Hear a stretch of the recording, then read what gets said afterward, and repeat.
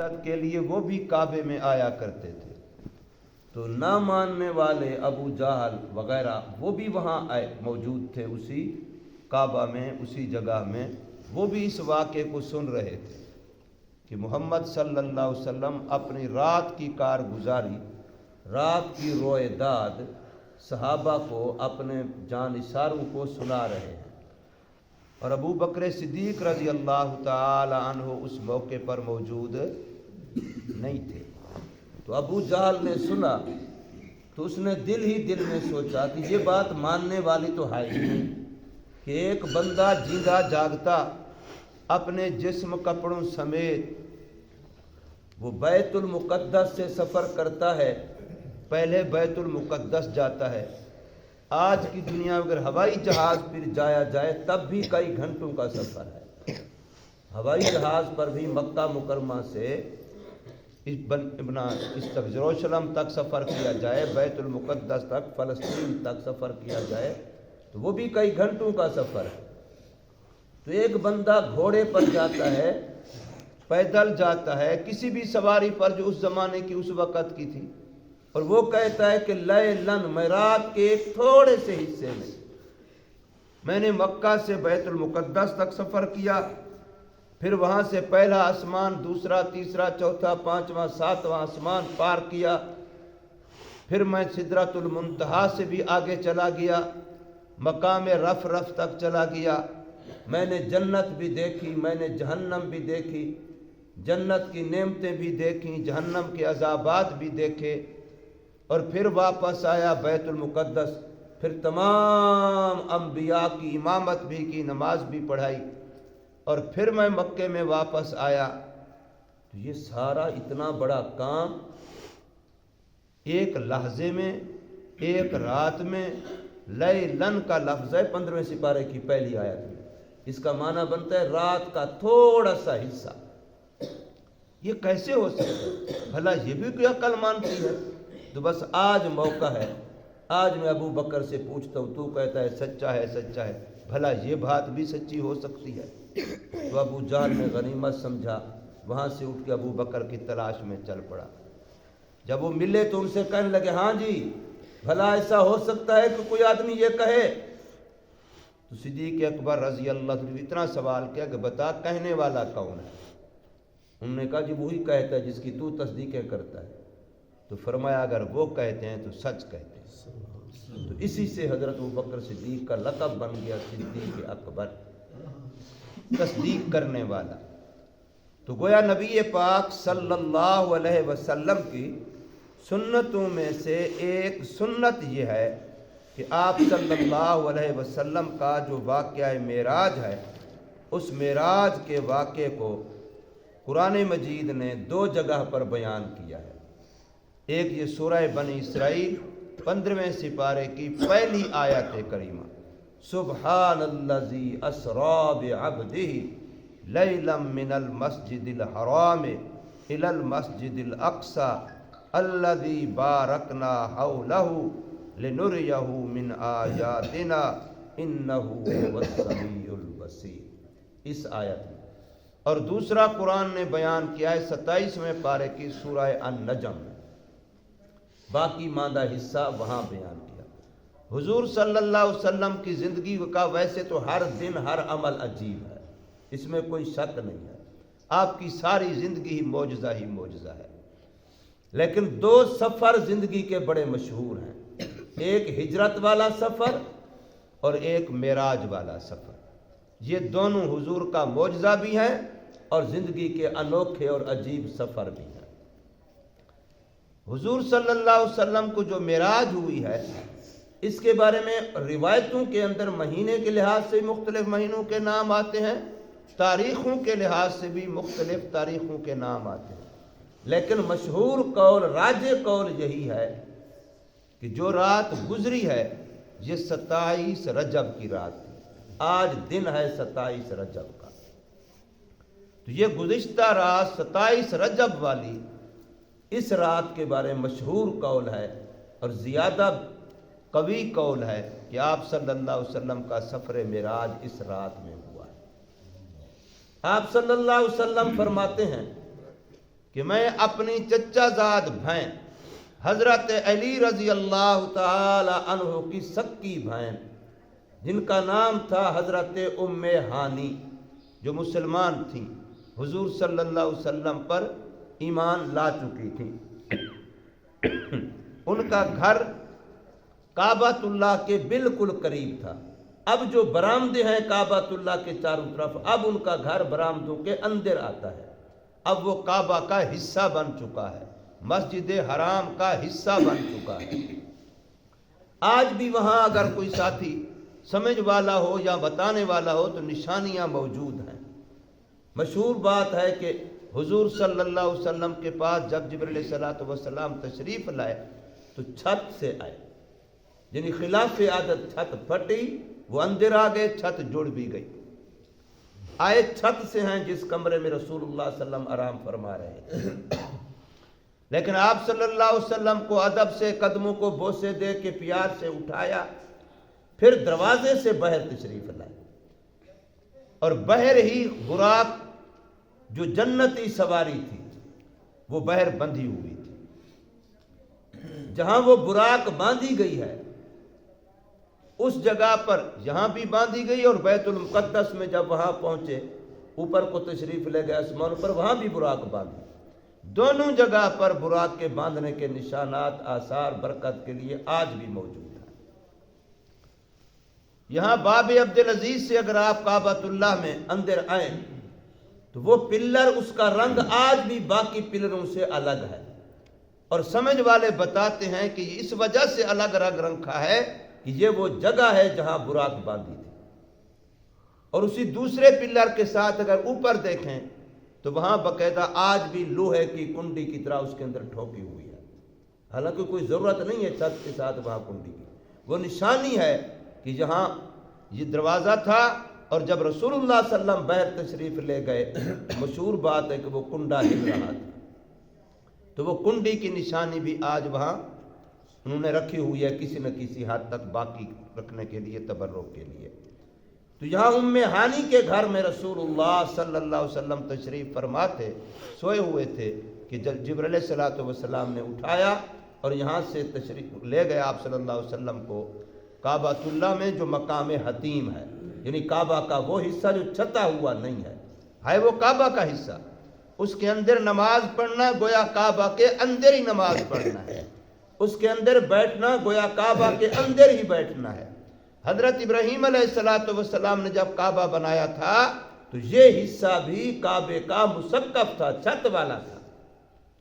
یہ بعد میں جس وقت قریش نے بنایا حضور صلی اللہ علیہ وسلم کے اعلان نبوت سے پہلے، اس وقت حضور صلی اللہ علیہ وسلم کی عمر مبارک ابھی 35 سال تھی، اعلان نبوت سے 5 سال پہلے جب انہوں نے بنایا تو ان کے پیسے، ان کا چندہ جو انہوں نے کیا تھا کہ بھی حلال کا لگانا ہے، حرام کا نہیں لگانا، وہ کافر ہو کر کے حلال حرام کا احساس کر رہے تھے۔ آج ہم مسلمان ہو کے بھی حلال حرام کا احساس نہیں کرتے، بلکہ کئی لوگ آ کے پوچھتے ہیں حضرت ہمارے پاس پیسے ہیں تو سود کی کیا مسجد کی لیٹرینیں بنا دیں، مسجد کا وضو خانہ بنا دیں، حالانکہ مسجد کے لیے نماز تلاوت سب سے پہلا کام کیا کرنا ہے؟ وضو ہی کرنا ہے، اپنے آپ کو پاک کرنا ہے۔ جب پاک کرنے والی جگہ ہی پلید پانی پیسے کی ہوگی تو پھر آگے پاکی کیسے چلے گی؟ یہ لوگوں کا ایک عجیب ذہن بنا ہوا ہے کہ بھی شاید وہاں پلید پیسے لگ جائیں گے، بھئی پلید پیسے وہ بھی تو مسجد ہی کا عمل ہے، مسجد ہی کا کام ہے، بلکہ طہارت کے لیے، پاکی کے لیے ہے۔ تو پاک جو چیز پاک کرنے والی ہے، میں نے وضو کرنا ہے، وضو کس سے کروں گا؟ ہاتھوں سے کروں گا، تو سب سے پہلے پاک بھی ہاتھوں کو ہی کروں گا، اس لیے کہ میں نے باقی سارا وضو ہاتھوں سے کرنا ہے، تو سب سے پہلے پاک بھی کس کو کروں گا؟ ہاتھوں کو کروں گا۔ تو سب سے پہلے پاکی کا عمل ہی بیت الخلاء سے شروع ہوگا، وضو خانے سے شروع ہوگا۔ تو انہوں نے چندہ کیا تھا، اہتمام کیا تھا کہ حرام کا پیسہ نہیں لگانا، تو چندہ تھوڑا ہوا، اس لیے انہوں نے کعبے کا کچھ حصہ تو چھوڑ دیا لیکن حرام کا پیسہ نہیں لگایا۔ کتنا بڑی احتیاط ہے، یہ ہمارے لیے سبق ہے۔ تو وہ حصہ کعبۃ اللہ کا حصہ ہے، تو وہاں جبرائیل علیہ الصلوۃ والسلام حضور صلی اللہ علیہ وسلم کو لے گئے، اور وہاں حضور صلی اللہ علیہ وسلم کا یہ 4تھی مرتبہ شق صدر ہو رہا ہے۔ آپ کا سینہ مبارک جو چیرا گیا، الم نشرح لک صدرک تھا، کیا ہم نے آپ کے سینے کو کھولا نہیں ہے؟ تو یہ حضور صلی اللہ علیہ وسلم کا 4 مرتبہ ہوا ہے۔ پہلی مرتبہ ہوا تھا جب آپ صلی اللہ علیہ وسلم حلیمہ سعدیہ کے پاس ابھی تھے، ابھی 4 سال کی عمر بھی پوری نہیں ہوئی تھی، اس وقت ہوا تھا پہلی دفعہ، اور اس کے بعد 2 مرتبہ درمیان میں ہوا، پھر یہ 4تھی مرتبہ جب معراج پہ لے جایا جا رہا ہے، تو اب 4تھی مرتبہ شق صدر ہوا ہے۔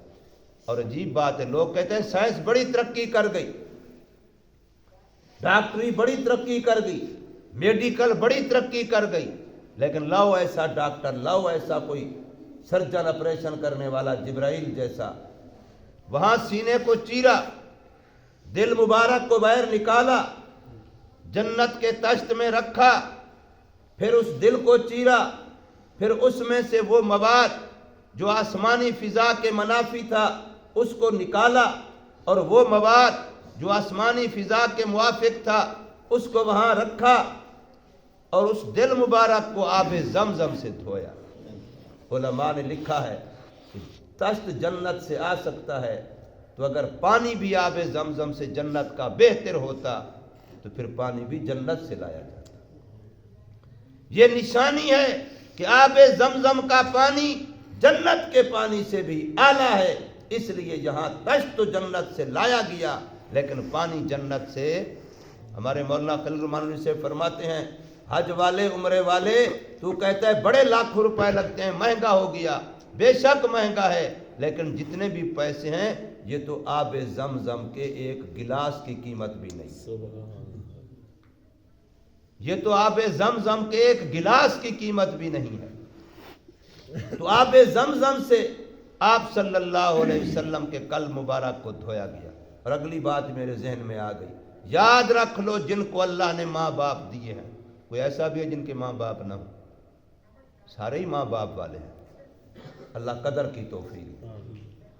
جن کو اللہ نے ماں باپ زندہ دیے ہیں، بڑھاپے میں خدمت کا موقع ملا ہے، علماء نے لکھا ہے کہ ماں کے قدم دھو کے پی لے، یہ آب زمزم سے بھی افضل ہے۔ آب زمزم کا پانی جنت کے پانی سے افضل ہے، اور ماں کے قدموں کا پانی یہ آب زمزم کے پانی سے بھی افضل ہے۔ تیرے لیے جنت ماں کے قدموں میں ہے، تیرے لیے جنت باپ کی رضامندی اور خوشنودی میں ہے، تیرے لیے آب زمزم ماں کے قدموں میں ہے۔ بھولا بھالا ادھر ادھر بھٹکتا پھر رہا ہے، کبھی کسی آستانے پر کبھی کسی آستانے پر، ماں باپ کی گود سے بڑا آستانہ کوئی نہیں۔ انہی سے دعائیں لے لے، انہی سے ان کی خدمت کر لے، ان کو راضی کر لے۔ فرمایا رضا الرب فی رضا الوالد و سخط الرب فی سخط الوالد۔ رب راضی ہے اگر باپ راضی ہے، رب ناراض ہے اگر باپ ناراض ہے۔ کتنا عجیب سا نسخہ ہے اور کیسا آسان نسخہ ہے۔ اگر ماں باپ دنیا سے چلے گئے ہیں تو کوئی ایک دن بھی ایسا نہیں گزرنا چاہیے جو ماں باپ کے لیے دعائیں نہ ہو، ماں باپ کے لیے ایصال ثواب نہ ہو۔ کوئی ایک دن بھی ایسا نہ گزرے، تو ایسا کر لے، پھر تجھے وہی برکتیں ملیں گی، وہی رحمتیں ملیں گی جو زندہ ماں باپ کی خدمت پر ملتی ہیں۔ اور مر کے جب وہاں جائے گا تو ان کی قبر آخرت بھی روشن ہوگی اور تیری بھی قبر آخرت روشن ہوگی۔ آپ صلی اللہ علیہ وسلم کے شق صدر کے بعد یہاں آپ صلی اللہ علیہ وسلم کو براق پر بٹھایا، مدینہ طیبہ جہاں آج ہے، اس وقت مدینہ نہیں بنا تھا، یثرب تھا، نخلستان تھا، کھجوروں کے باغ تھے، یہاں پہلا اسٹاپ ہوا، اور جبرائیل نے بتایا کہ یہاں ایک دن آپ کی ہجرت ہونی ہے۔ پھر آگے مقام لد پر دوسرا اسٹاپ تھا جہاں عیسیٰ علیہ السلام کا مولد ہے۔ پھر اس کے بعد موسیٰ علیہ السلام کی قبر مبارک تیسرا اسٹاپ تھا جہاں حضور صلی اللہ علیہ وسلم کو بتلایا گیا، اور آپ نے دیکھا کہ موسیٰ علیہ السلام اپنی قبر میں نماز پڑھ رہے تھے۔ ان جگہوں پر اسٹاپ ہوا، آپ صلی اللہ علیہ وسلم سواری سے اترے، نوافل ادا کی۔ اس سے پتہ چلتا ہے کہ جگہیں بھی بابرکت ہوتی ہیں۔ نہ افراد کی برکت کا انکار ہے، نہ جگہوں کی برکت کا انکار ہے۔ ہر جگہ برابر نہیں ہے، جگہ بھی بابرکت ہوتی ہیں اور افراد بھی بابرکت ہوتے ہیں۔ پھر حضور صلی اللہ علیہ وسلم بیت المقدس کی بلائے اول پہنچے، وہاں پھر براق کو باندھا گیا، اور وہاں سے پھر حضور صلی اللہ علیہ وسلم کے سامنے وہاں 3 پیالے پیش کیے گئے، شراب کا پیالہ تھا، دودھ کا پیالہ تھا اور پانی کا پیالہ تھا۔ آپ نے دودھ کا پیالہ لے لیا، جبرائیل علیہ السلام نے فرمایا آپ نے فطرت کے مطابق کیا ہے، یہی فطرت سلیمہ ہے۔ دودھ تعبیر ہوتی ہے علم کی۔ آج بھی اگر کوئی بندہ خواب میں دودھ دیکھے، دودھ پیتا ہوا اپنے آپ کو دیکھے، کسی اور کے ہاتھ سے دودھ لیتا ہوا دیکھے، تو یہ تعبیر ہے کہ اللہ پاک اس کو علم عطا فرمائیں گے، اور جس کے ہاتھ سے دودھ مل رہا ہے اس کو اس کے لیے علم کا ذریعہ بنائیں گے۔ پھر حضور صلی اللہ علیہ وسلم اور جبرائیل علیہ السلام معراج اب یہاں سے شروع ہوتا ہے۔ اس سے پہلے زمین کا جو سفر ہے اس کو اسراء کہتے ہیں، جس کو قرآن کہہ رہا ہے سبحان الذی اسریٰ بعبدہ۔ اسراء کہتے ہیں مکہ سے بیت المقدس تک جانا اور آنا، یہ اسراء ہے جو زمین پر سفر ہوا۔ جو زمین سے اوپر ہو رہا ہے اس کو معراج کہتے ہیں۔ عربی میں معراج کہتے ہیں پوڑی کو، سیڑھی کو، یہ جو ہم لکڑی کی بنوائیں، سیمنٹ کی بنوائیں، لوہے کی بنوائیں، یہ سیڑھی جو ہے اس کو عربی میں معراج کہتے ہیں، عروج کا آلہ، بلندی کا آلہ۔ تو حضور صلی اللہ علیہ وسلم جبرائیل علیہ السلام پہلا آسمان، دوسرا، تیسرا، ہر آسمان پر دستک دی۔ پھر پوچھا گیا کون؟ بتلایا جبرائیل، فرمایا تمہارے ساتھ کون ہے؟ بتایا گیا محمد صلی اللہ علیہ وسلم، فرمایا ویلکم، خوش آمدید، مرحبا، ہم تو اس کا انتظار کر رہے ہیں، ہمیں پہلے سے ان کے استقبال کے لیے کھڑا کیا گیا ہے۔ اب بظاہر قرآن یہ کہتا ہے 29واں پارہ سورہ ملک، اس کے اندر قرآن کہتا ہے کہ بار بار دیکھ، ہر طرح من فطور، تمہیں آسمان میں کوئی دروازہ، کوئی پھٹا نظر آتی ہے، کوئی سوراخ نظر آتا ہے؟ ثم مرجع البصر کرتین ینقلب الیک البصر، تو بار بار دیکھتا رہے، تیری نگاہ خیب و خاسر ناکام واپس آئے گی۔ آسمان میں کوئی سوراخ، کوئی پھٹن نہیں ہے، لیکن میرے آقا صلی اللہ علیہ وسلم کے لیے 7 آسمانوں کے دروازے بنے بھی ہیں، کھلے بھی ہیں، بند بھی ہوئے ہیں۔ 7 آسمانوں پر فرشتوں نے استقبال کیا۔ پہلے آسمان پر آدم علیہ السلام سے ملاقات ہوئی، پھر دوسرے تیسرے پر بھی نبیوں سے ملاقات، 7ویں آسمان پر حضرت ابراہیم علیہ السلام سے ملاقات ہوئی۔ پھر آپ صلی اللہ علیہ وسلم اس سے بھی اوپر تشریف لے گئے، مقام سدرۃ المنتہا آیا، جبرائیل علیہ السلام رک گئے، آپ اس سے بھی آگے تشریف لے گئے، مقام رف تک پہنچے۔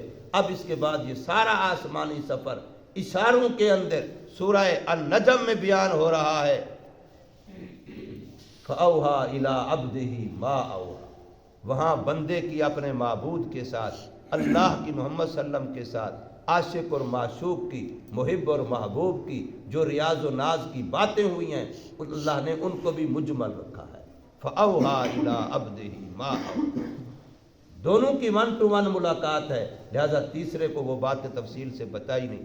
27 سے زیادہ صحیح حدیثوں میں صحابہ کرام سے، بڑے بڑے صحابہ کرام سے واقعہ معراج کو روایت کیا گیا ہے، اس لیے متواترات میں سے ہے، معجزات میں سے ہے، اس کا انکار کرنا کفر ہے، یاد رکھو۔ اور حضور صلی اللہ علیہ وسلم کسی جسم کے ساتھ گئے، معراج جسمانی ہے، صرف روحانی نہیں ہے، صرف خواب نہیں ہے۔ خواب کے اندر تو کئی دفعہ حضور صلی اللہ علیہ وسلم کو معراج ہوئی، خواب کی بات نہیں ہے، جسم کے ساتھ، انہی کپڑوں کے ساتھ تشریف لے گئے، اور یہ صرف حضور صلی اللہ علیہ وسلم کا خاصہ ہے۔ بشر ہو کہ عرشاں تے جا کوئی نہیں سکتا، اتھاں چپ دی جا ہے الا کوئی نہیں سکتا، بشر ہو کہ عرشاں تے جاوے محمد، اتھاں چپ دی جا ہے الاوے محمد صلی اللہ علیہ وسلم۔ تو آپ صلی اللہ علیہ وسلم کو اللہ تعالیٰ کے ساتھ جو ہم کلامی ہوئی، اس کا ایک نمونہ جو ہر نماز کے قادے میں، تشہد میں آپ پڑھتے ہیں، یہ اللہ اور رسول صلی اللہ علیہ وسلم کی معراج کے موقع کی ہم کلامی ہے۔ میرے آقا نے اللہ سے فرمایا التحیات للہ والصلوات والطیبات یہ جملہ میرے آقا نے فرمایا، اے اللہ میری قولی باتیں آپ کے لیے، میری جسمانی باتیں آپ کے لیے، میری مالی باتیں آپ کے لیے۔ تو اللہ نے اس کے جواب میں فرمایا السلام علیکہ ایھا النبی ورحمۃ اللہ وبرکاتہ۔ میرے آقا نے امت پر ترس کیا، فرمایا صرف میرے اوپر سلام نہیں، السلام علینا وعلی عباد اللہ الصالحین، ہم نبیوں کی جماعت پر بھی سلام، اور اللہ تیرے سارے وہ نیک بندے جو ہماری غلامی کرنے والے ہیں، ہمارے ان امتیوں پر بھی سلام۔ میرے آقا معراج پہ جا کر بھی امت کو نہیں بھولے، لیکن امتی ہے کہ روٹی کھاتے بھی نبی کی سنتوں کو بھول جاتا ہے، پانی پیتے بھی نبی کی سنتوں کو بھول جاتا ہے، سوتے بھی نبی کی سنتوں کو بھول جاتا ہے، لیکن میرا پیغمبر معراج پہ جا کر کے بھی اپنی امت کو نہیں بھولا۔ پھر اللہ نے نماز کا تحفہ دیا، 50 نمازیں دی ہیں، سورہ بقرہ کی آخری جو رکوع ہے وہ تحفہ دیا ہے، اور لا حول ولا قوت الا باللہ یہ تحفہ دیا ہے۔ پھر نمازوں میں حضور صلی اللہ علیہ وسلم کے بار بار درخواست سے 45 معاف، 5 باقی بچیں، لیکن اللہ نے فرمایا چونکہ 50 فرمایا تھا، جو 5 پڑھے گا ثواب 50 کا دوں گا۔ تو میرے بھائیوں، اس لیے نماز کو مومن کا معراج کہا گیا، الصلاۃ معراج المومن، نماز مومن کا معراج ہے۔